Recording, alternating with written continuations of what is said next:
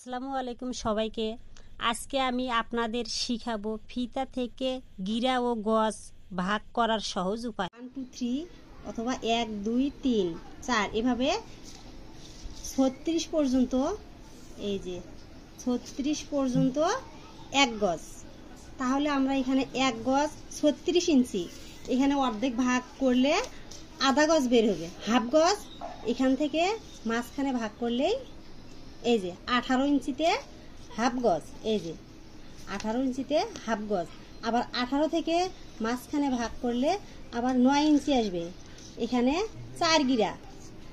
আবার মাঝখানে ভাগ করলে এখানে আসবে 4.5 ইঞ্চিতে 2 গিরা।